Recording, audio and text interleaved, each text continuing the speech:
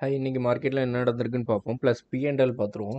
இன்னைக்கு ஸ்கேல்பிங்கும் ட்ரெண்ட் டைரக்ஷனில் இன்னைக்கு மார்க்கெட் வந்து கேப் அப்பில் ஓப்பன் ஆச்சு. ஓப்பன் ஆகி நிஃப்டி வந்து சைட்வேஸ் அப் சைடு போயிடுச்சு. பட் இதில் என்ட்ரி எடுத்தோம், ஆனால் ஹோல்ட் பண்ண முடியல. எனக்கு கீழே வர மாதிரி வந்து இந்த பை செல் வச்சு எடுக்க மாட்டோம். ஸோ இது ட்ரெண்ட் டைரக்ஷன் மெத்தட். ஸோ அதனால் இதை வச்சு பண்ணுறோம். பேங்க் நிஃப்டி பாருங்கள். நேற்று எல்லாரும் ஏன் லாஸ் அப்படின்னு கேட்டிருந்தீங்களா? இதுதான் பிரச்சனை. நேற்று உள்ளது சொல்கிறேன். ஒரே கேண்டிலில் இப்படி போனால் ட்ரேட் பண்ணுறது கஷ்டம். ஸ்டாப் லாஸ் அடிச்சிரும், திருப்பி அடிச்சிரும், நம்ம போடுறதுக்குள்ளே அடிச்சிரும். அதனால தான் ஸ்கேல்பிங் ரிஸ்கி. மூவ் பண்ண முடியலை, மூவ் பண்ணவும் கொஞ்சம் கஷ்டமாக இருந்ததால் ஸ்டாப் லாஸ் அடிச்சுட்டே இருந்திருக்கு. பட் இந்த ட்ரெண்ட் பிடிச்சிருக்கலாம், பிடிக்க முடியல. ஸோ இன்றைக்கி உள்ளது பார்ப்போம். இன்றைக்கி சைட்வேஸ் தான், பட் ஸ்மால் ஸ்கேப்பிங்கில் வெளியே இருந்தாச்சு. இதில் ட்ரெண்ட் டைரக்ஷனில் நான் இன்றைக்கி பண்ண முடியல. இன்றைக்கி ஒரே ட்ரெண்டு கொடுக்கல.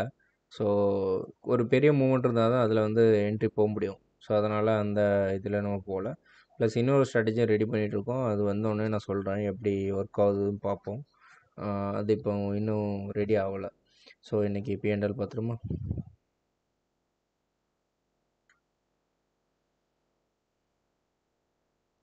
இன்றைக்கி ட்ரெண்ட் டைரக்ஷனில் பாருங்கள், ட்ரேட் எடுக்கலை. Orders profile okay. இன்றைக்கி எதுவும் ட்ரேட் எடுக்கலை. இதில் வந்து ஸ்கல்பிங் இது ஓகே, பரவாயில்ல.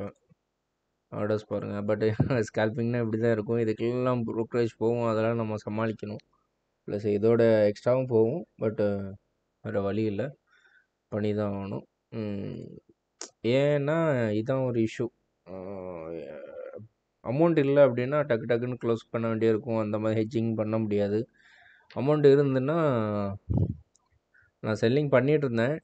பட் வந்து கேபிட்டல் அப்போ இருந்தது, இப்போ இல்லை. அதனால தான் பையிங் பண்ணிகிட்ருக்கேன். பார்ப்போம் எவ்வளோ சீக்கிரம் கேபிட்டல் வருதோ அப்போ தான் கொஞ்சம் நிம்மதியாக இருக்க முடியும்.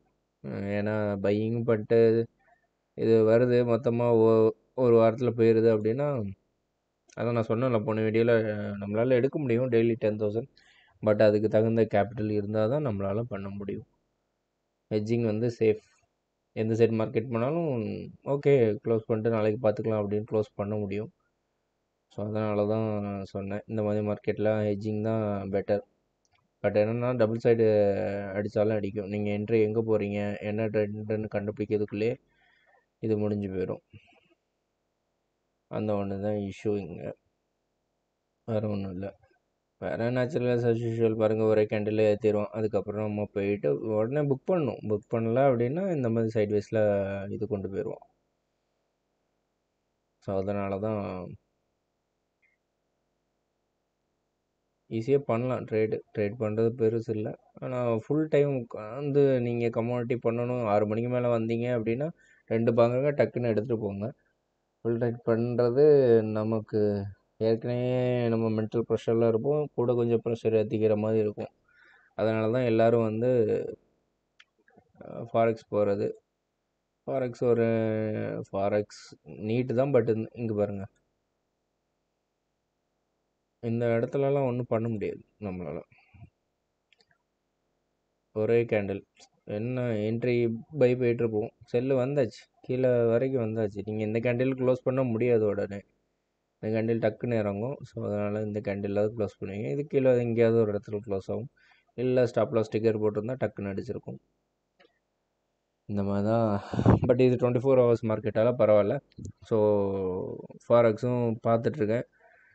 முடிஞ்ச அளவுக்கு ஸ்டார்ட் பண்ண ட்ரை பண்ணுறேன். ஆனால் என்னால் ஃபுல் டைம் உட்காந்து பண்ண முடியாது. ஸோ ஸ்கேல்பிங் தான் பண்ண போகிறேன். அந்த மாதிரி பண்ணிட்டு நான் ஃபிக்ஸ் ஆனோடனே சொல்கிறேன். ஓகே, தேங்க்யூ, பாய், குட் நைட்.